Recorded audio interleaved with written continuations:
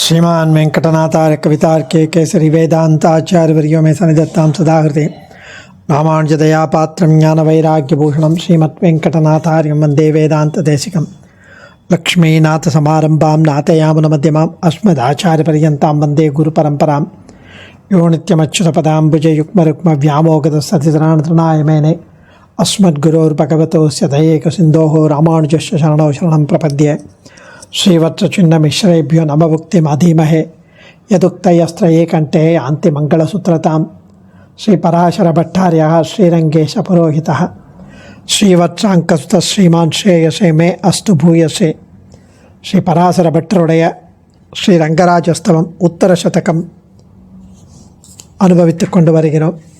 ஆச்சாரியன் அனுகிரகம் 69 ஸ்லோகங்கள் இதுவரை அனுபவித்தோம். இன்றைய தினம் 70வது ஸ்லோகம் உத்தர சதகத்தில் சுவாமி ஸ்ரீவத்சங்காச்சாருடைய ஸ்ரீரங்க வரிவஸ்யா என்னும் தமிழ் உரையிலிருந்தும் மற்றும் ஸ்ரீமான் கண்ணன் சுவாமின்னு ஒருத்தர் ரொம்ப அழகாக அருளி செய்த வியாக்கியானங்கள் இதெல்லாம் பேஸ் பண்ணி அடியேன் ரீப்ரொடியூஸ் பண்ணுறேன் யதாசக்தி.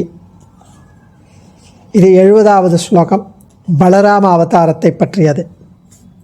யத்யூதே விஜயா பதான கணனா காளிங்கதந்தாங்குரைஹி யத்விஸ்லேஷலவோபி காளியபுனே புவே கோலாஹலாயா பவத் தூத்யேனாபி ச யஸ்ய கோபவனிதா கிருஷ்ணாகசாம்யஸ்மரன் தம் த்வாம் க்ஷேம கிருஷீவலம் ஹலதரம் ரங்கேஷ பக்தாஸ்மஹே. யத்யூதே விஜயா பதான கணனா காளிங்கதந்தாங்குரைஹி யத்விஸ்லேஷலவோபி காளியபுவே கோலாஹலாயா பவத் தூத்யேனாபி ச யஸ்ய கோபவனிதா கிருஷ்ணாகசாம்யஸ்மரன் தம் த்வாம் க்ஷேம கிருஷீவலம் ஹலதரம் ரங்கேஷ பக்தாஸ்மஹே. ரங்கேஷா, ஸ்ரீ ரங்கநாதா, உன்னுடைய பலராம அவதாரத்தின் போது காளிங்கன் அரசனுடைய விளையாடிய சூதாட்டத்தில் காளிங்க அரசன் அவனுடன் விளையாடிய சூதாட்டத்தில் நீ எத்தனை முறை வென்றாய் என்று அந்த அரசனின் பல் கொண்டு பார்க்கப்பட்டது இல்லையா? நீ கண்ணனாக அவதாரம் பண்ண போது பலராமனுடன் சில நொடிகள் பிரிந்திருந்தாய் அப்படின்னா காளியன் என்னும் நாகத்தின் பிடியில் சிக்கி இருந்த பெரிய ஒரு சுனையின் அந்த மடுவுக்கு கண்ணன் போனதுனால தானே பலராமனாகிய உனது தூது மூலமாக கண்ணனாகிய நீ தங்களை வந்து காணவில்லை என்னும் குற்றத்தை கோபிகள் மறந்துவிட்டாரே இல்லையா? இப்படிப்பட்ட ஆச்சரியமான பலராமன் இந்த உலகில் உள்ள அடியார்களின் நன்மைக்காக உழவு செய்தவர். கிருஷீவலம் அப்படிங்கிறார். அடியார்களின் நன்மைக்காக உழவு செய்தவர், கலப்பையை கையில் ஏந்தியவர். அப்படிப்பட்ட பலராமனாகிய பெரிய பெருமாளை அடைவோம் என்கிறார். அதாவது இந்த கதையில், இந்த ஸ்லோகத்தில் ரொம்ப அழகான கதையை தெரிவிக்கிறார் பலராமனுடைய சரித்திரத்திலிருந்து. பலராமன் காளிங்க தேசத்து மன்னனுடன் சூதாடுவான். கலிங்க நாட்டரசன் பலராமன் ஒரு தடவை தாயமாடினான், சூடாடினான். கலிங்கன் தோல்வியுற்று வந்தான். அப்போது அந்த மன்னனுடைய பற்கள் சோழி போல விகாரங்களாக இருந்ததாம். பல ஆட்டங்களிலும் பலராமனே வெற்றி பெற்று வந்தான். அது என்ன ஒப்பந்தம் அப்படின்னா, ஒவ்வொரு ஆட்ட வெற்றிக்கும் கண்டத்தில் ஒரு அடி கொடுக்கணும். அது ஒப்பந்தம் செய்து கொண்டபடி ஒவ்வொரு ஆட்டம் முடிஞ்சதும் பலராமன் வெற்றி பெற்றதும் பலராமன் வந்து அந்த கலிங்க நாட்டு அரசனுக்கு ஒரு கன்னத்தில் ஒரு அறை விடுவான். பலார்னு ஒரு அறை. அப்போ ஒரு பல் உதிருமா. அந்த பல் உதிர்ந்த உடனே அடுத்த ஆட்டத்தை ஆரம்பிப்பான். இந்த மாதிரி கடைசியில் அத்தனை பல்லும் உதிர்ந்த போது பற்களை எண்ணி பார்த்து எத்தனை ஆட்டத்தில் வெற்றி பெற்றார்னு கணக்கு போட்டாலும். அப்படி வேடிக்கையாக இந்த புராணம். அதாவது கலிங்க நாட்டு அரசனுடன் பலராமர் ஒரு நேரம் தாயமாடி வந்தபோது எத்தனை ஆட்டம் அவனுடன் ஜெயித்தோம் என்று காட்டுவதற்காக அவனது பல்களை கொண்டு கணக்கிட்டாராம். தானே ஜெயித்ததாக அவன் அடாவடி கூறினான். அவன் வாயில் உள்ள அத்தனை பற்களையும் தட்டி எடுத்தான்னு ஒரு புராணத்தில் இன்னொரு விதமான கதை. அதை இப்படி அருள்கிறார். அது இல்லாமல் கண்ணபிரான் எப்பொழுதும் சேர்ந்து தான் போவார் பலராமனுடன். சுவாமி தேசிகன் தசாவதார ஸ்தோத்திரத்தில் க்ஷீரம் சர்க்கரையே வயாபிரபிருதக் பூதா பிரபூதைர்குணை ஆகௌமாரகமஸ்வதந்த ஜகதே கிருஷ்ணஸ்யதா கேளய. க்ஷீரமும் சர்க்கரையும், அதாவது பாலும் சர்க்கரையும் எப்படி சேர்ந்து பிரிக்க முடியாமல் இருந்தால் எவ்வளவு டேஸ்ட்டாக இருக்குமோ அது மாதிரி பலராமனும் கண்ணனும் எப்பொழுதும் சேர்ந்தே இருப்பார்கள். எப்பொழுதுமே நம்பி மூத்த பிரான் எனப்பட்ட பலராமனுடன் சேர்ந்து கண்ணபிரான் விளையாடி வருவார். கண்ணன் பிருந்தாவனத்தில் மாடு மேய்க்கப் போகும்போது பலராமனுடன் தான் செல்வது வழக்கம். ஒரு நாள் பலராமன் இல்லாமல் கண்ணன் பிருந்தாவனம் சென்றார். ஏகதாத்து வினாராமம் கிருஷ்ணோ பிருந்தாவனம் யயவ் என்றபடி அன்றுதான் கண்ணன் காளியனாகிய பாம்பின் காளிங்க நர்த்தனம் பண்ணி அவன் பாம்பில் வாயில் விழுந்து மகத்தான கோலாகலம் உண்டாக நேர்ந்தது. ஏன்னா பலராமன் இருந்தால் பலராமன் அதை முடிச்சிருப்பான், கண்ணனுக்கு ஒரு சான்ஸ் கொடுத்துருக்க மாட்டான். ஏன்னா அண்ணா. அந்த மாதிரி கண்ணபிரான் கோகுலத்தில் ஆய்ச்சிகளை விட்டு பிரிந்து மதுரைக்கு சென்று பல நாள் ஆகிவிட்டது, பல வருடங்கள் ஆகிவிட்டது. அதனால் ஆய்ச்சிகள் மிகவும் மிகவும் கோபம் கொண்டிருப்பர், பிரிவாற்றாமையால் வருந்து கொண்டிருப்பர் என்று உணர்ந்து உடனே தான் அங்கு செல்லாமல் பலராமனை அனுப்பினாராம் கண்ணன்.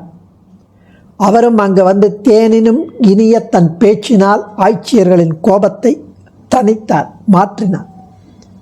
ஸோ இப்படி அண்டியவர்களது க்ஷேமத்திற்காக கிருஷி வலம் செய்பவர், விவசாயம் செய்பவர், அதற்காக கலப்பையை ஏந்தியவர். அப்படிப்பட்ட பலராமனை அடைவோம் என்கிறார் சுவாமி.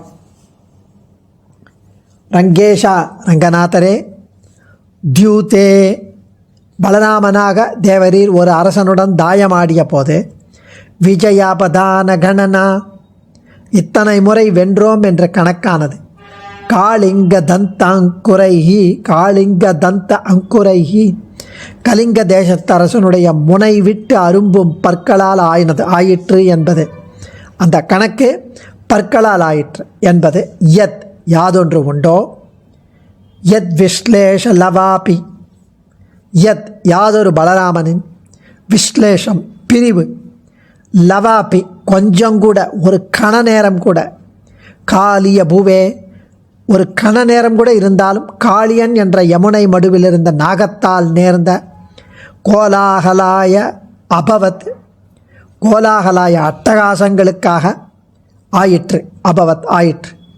அபிச்ச மேலும் யஸ்ய யாதொரு பலராமனின் தூத்தியேன தூதனால் அவனை அனுப்பி, மெசஞ்சரை அனுப்பி, கோபவனிதா இடைப்பெண்கள், கிருஷ்ண ஆகசாம் கண்ணபிரானின் பிரணய அபராதங்களை, அவன் பிரிந்திருக்கும் அபராதங்களை வியஸ்மரன் மறந்தார்களோ அந்த கோபிகள் இந்த பலராமனுடைய பேச்சால்.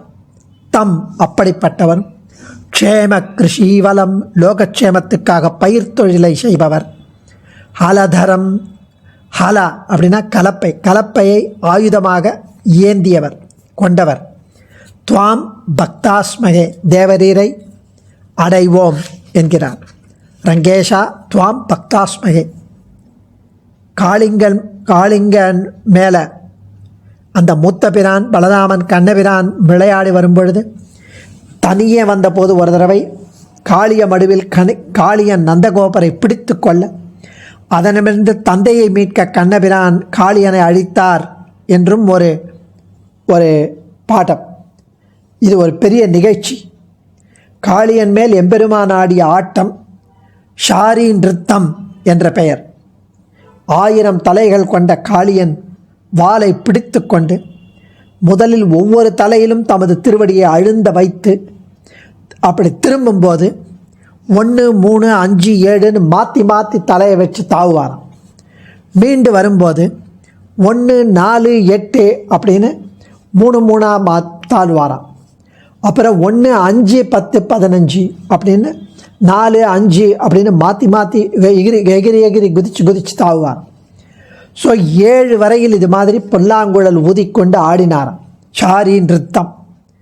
இந்த ஷாரி நிறுத்தத்தை பரதநாட்டிய சாஸ்திரத்திலும் அதன் விளக்கமான பாவப்பிரகாஷா என்ற நூலிலும் காணலாம்.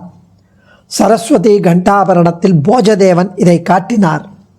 அவ்வளவும் இங்கு கோலாஹலாயாபவத் என்ற வார்த்தையால் என்ற அந்த பதத்தால் பட்டருக்கு திருவுள்ளம். கோலாஹலாயாபவத் யத் விஸ்லேஷ லவோபி காளியபுவே கோலாஹலாயாபவத். யாதொரு பலராமனின் பிரிவால் ஒரு க்ஷணம் கூட பிரிந்ததுனால காளியன் என்ற யமுனை மடுவிலிருந்த நாகத்தால் நேர்ந்த கோலாகலாய அட்டகாசங்கள், அந்த நாகத்தால் நேர்ந்த அட்டகாசம் பண்ணி லீலை பண்ணார் காளிங்க நர்தனம். அப்படி ஆயிற்றோ. இவ்வளவும் இங்கு ஸ்ரீ பராசர பட்டருக்கு திருவுள்ளம். அதுக்கு அடுத்தது விரைவில் வருகிறேன் என்று கூறிவிட்டு கோகுலத்திலிருந்து மதுரை மாநகர் வந்த கண்ணபிரான் பல ஆண்டுகள் கழித்து தான் ஆயர்பாடி திரும்பி முடிந்தது. கோபஸ்திரீகள் பிரணய கலகத்தை போக்க ஸ்ரீ பலராமனை தூதுவிட்டதாய் தெரிவிக்கிறது ஸ்ரீமத் பாகவதம். இப்படி இவர் தூது செல்லவில்லை என்றால் அவர்கள் கோபம் தணியாது. இப்படி லோகக்ஷேமத்துக்காக கையில் கலப்பையை ஆயுதமாக கொண்டு சேவை சாதிக்கும் பலராமரை நாம் அடைவோம் என்கிறார். பசுநாயகா பலபத்ரகா என்று ஒவ்வொரு வருஷமும் இவரையே பஞ்சாங்கம் முதலானவைகளிலும் குறிப்பிடுகிறார்கள். இவரது லீலைகள் யாவும் எப்பொழுதும் ஸ்ரீ கண்ணபிரானோடு சேர்ந்தே பெரும்பாலும் இருக்கும். அவருக்கு நமஸ்காரம், அவரை அடைவோம் என்கிறார் சுவாமி. அடியேன் தன்யோஸ்மி. ஆச்சாரியன் திருவடிகளை சரணம். கவிதார்க்கிக சிம்ஹாய கல்யாண குணசாலினே ஸ்ரீமதே வெங்கடேஷாய வேதாந்த குரவே நமः.